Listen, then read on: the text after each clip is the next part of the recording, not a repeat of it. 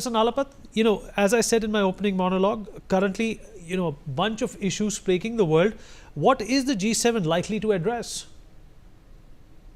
Well, it's hard to say, to be frank with you, Vineet, because after the G20 was formed, the G7 has lost quite a bit of its relevance and importance. In fact, that is precisely why Canada went out of its way to invite Brazil, to invite South Africa, to invite India, so many countries that are prominent in the global south, especially the world's most populous country, the world's, in that sense, the world's largest democracy. It would have been very odd to keep it out. And I'm sure other G7 partners also would have felt it odd. So I'm very glad that Prime Minister Carney ignored the Justin Trudeau lobby and invited Prime Minister very graciously, with the Prime Minister equally graciously accepted.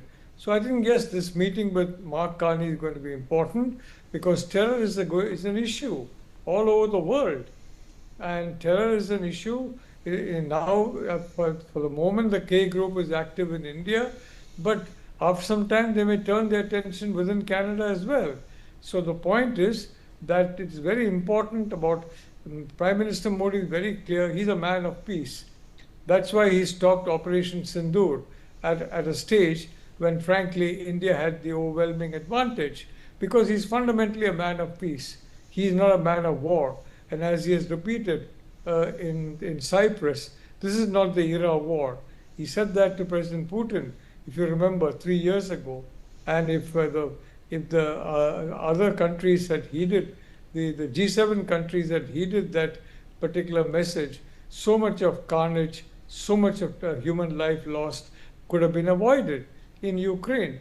So the point is, his message is a warning about terrorism, about how it is something that is global, how it affects the entire world, and that one cannot nurture known terrorists in one's backyard without one day finding that those terrorists are active in your own backyard against you.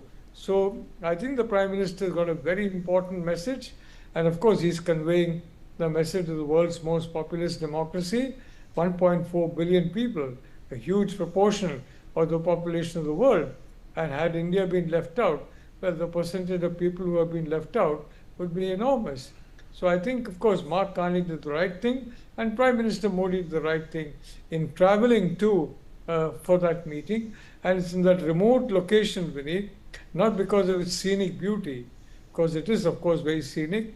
Many parts of Canada are scenic, but because of the security factor, because it will be very difficult to reach that place, and the number of routes is very, very, very small, unless you're a mountain climber, and even then you would be spotted.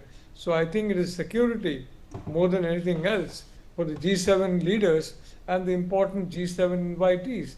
Includes old friends of India, that is the UAE, Australia is a good friend of India, and other countries are good friends of India. Within the G7, Japan is a good friend of India. And I think we are now beginning to feel that there is a sense of war fatigue within the G7, that they want to try and put an end to the wars. Well, that will happen in Gaza, in Lebanon and in Iran, as soon as, in the case of Iran, when the nuclear program is completely stopped in its tracks and reversed.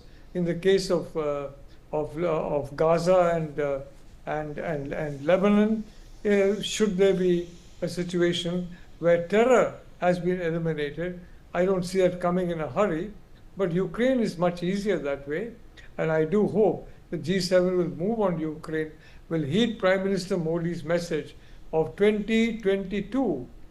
We are now 3 years later, and so much has happened, so many deaths, so much loss of life, so much loss of treasure for that time, and the world has been, frankly, disadvantaged entirely because of the sanctions and other restrictions imposed by the war. War always imposes a cost. The Iran-Israel war is imposing, for example, aviation has to avoid that route. But the reality is, peace, as Prime Minister Modi said, is always better than war. We need. Absolutely right.